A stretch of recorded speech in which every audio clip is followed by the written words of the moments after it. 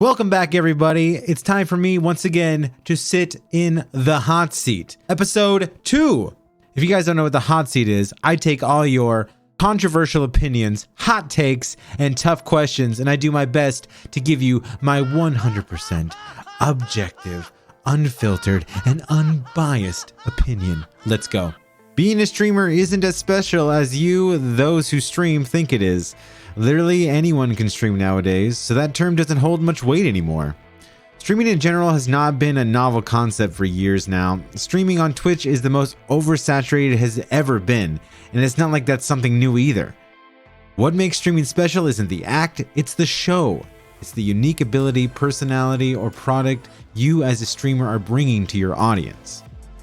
What makes a stream or streamer special is a super subjective thing because obviously no one streamer can appeal to everybody, nor should they try. As a viewer, it's up to you to decide who is and isn't special, then just watch or don't watch them. Don't ever be afraid to unfollow someone though. Just because something or someone appealed to you once doesn't mean you're bound to them forever. If you're not into a stream anymore, or the streamer, as you may see, changed in a way you don't approve of, you can always go elsewhere. Everyone needs a skincare routine. Regardless of whether your skin has acne or not, your skin benefits from a proper cleanser, toner, and moisturizer. People say they might not need it, but it definitely is needed for everyone if they want to keep their face happy and looking great. Men especially don't take skincare seriously, but should be encouraged more at a young age. That way it becomes more of a habit. This unfortunately has to do with the homophobic nature of boys raised during the 20th century, but I think is dying out more in the modern times. People are becoming more accustomed to taking care of their skin and not being ashamed of even wearing makeup and things like that. Nowadays, men either take care of their skin and face or will just grow a beard and say fuck it. Although even some of the bearded lads use lots of products that make their skin and hair more healthy looking. Knights of the Old Republic 2 is a much better game than the first one. Now listen. KOTOR 2 is not a better game than the first one. It just feels that way because it had more potential. The game's story and world building isn't even complete. The game literally is missing nearly a third of its endgame content. There are mods that work to restore the original content, but it's still only a slice of what was intended. Whether or not you personally enjoy 2 more, that's really a subjective opinion, and you're more than happy to feel that way.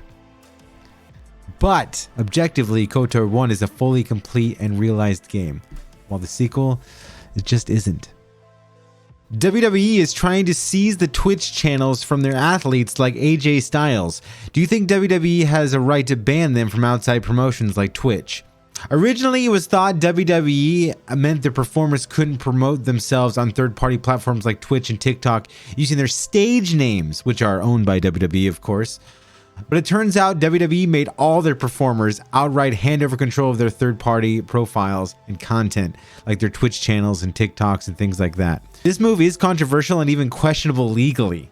WWE does have a history of claiming their performers are independent contractors while still holding them to strict and even ridiculous restrictions when it comes to out-of-company opportunities like movies and TV. Now WWE, it looks like they're trying to get into the streaming game like on Twitch and on TikTok and other platforms, and they're going to try to have their performers appear in these live streams. I honestly think it's ridiculous. I stand by the performers and think they should try to negotiate for better deals and more freedom in their WWE contracts. WWE treats them like assets more than even employees and has essentially gotten away with murder on this front for decades. But they're really not the only people who get away with this too. Most wrestling promotions call their performers independent contractors, so... Most public bathrooms should be unisex with stalls that have doors that actually fit properly instead of with huge gaps you can stare through for privacy. I do admit sometimes I'd be sitting in the stall staring through that little crack wondering, they see my dick. Separate gendered bathrooms are inefficient and a waste of space. I do agree gendered bathrooms are a potential waste of space in a lot of public locations. However, there are many arguments as to why gendered bathrooms would be, in theory, safer at specific locations like schools, hospitals, and larger venues like convention halls and stadiums.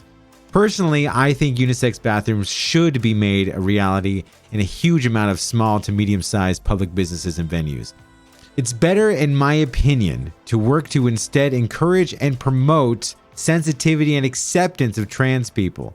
We should work to make trans and non-binary people feel safe in whatever bathroom they want to use. If we can make more headway in understanding and empathy, unisex bathrooms would become an eventuality as we grow as a society. Since Amazon bought Twitch, it only went downhill, and they only care about making more and more profit, squeeze everything out, annoying us with way too much ads. They don't give a shit about a single content creator or streamer. Like it or not, Twitch has grown tremendously under Amazon's ownership. Streamers make even more revenue now than ever before. Twitch continues to be the dominant platform in live streaming content. Although it has been reported that Twitch has not reached the goal for ad revenue that Amazon wanted them to reach, especially in this last year. Ad campaigns have become very aggressive on Twitch to the point where ad block doesn't even work anymore. Twitch does kind of have an identity crisis right now, but it's not all necessarily Amazon's fault or influence. Twitch and Amazon are a match made in corporate heaven.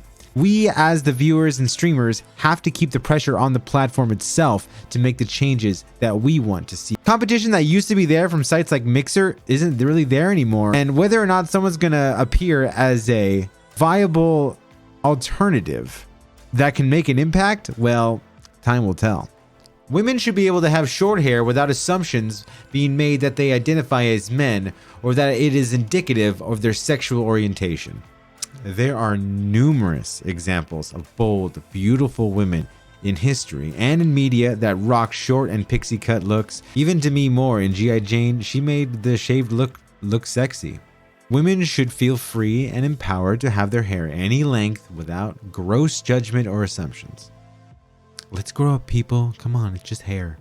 Should we have to be paid to vote? My logic, if our votes matter, then that makes them essential. And if we're being paid to vote, more people would vote regardless of choice because our vote is being treated as if it matters. Being paid to vote isn't a very good concept to me because when you put it that way, that incentive, it encourages some voters to participate just for the kickback. It wouldn't inspire any kind of real engagement in the political process, and it could make voter choice even more fickle and even more based on popularity than it already is. Maybe a better way to implement a system for rewarding voters monetarily could be to have a voting requirement to receive government benefits such as government grants or federal funding, or I don't know. I'm not sure about the constitutionality of that concept, but it's just me spitballing. Eric Andre is an asshole. I don't understand why people like him or watch his show. Hey. Bitch. And that'll do it for this episode of The Hot Seat. If you didn't like any of those opinions I had, well, I don't give a If you want to get your submission into the next episode of The Hot Seat, make sure you follow me on Twitter and join my Discord. Also, don't miss my live stream on Twitch 5 days a week. All the links to find those are in the description. Thanks for watching, and I'll see you next time.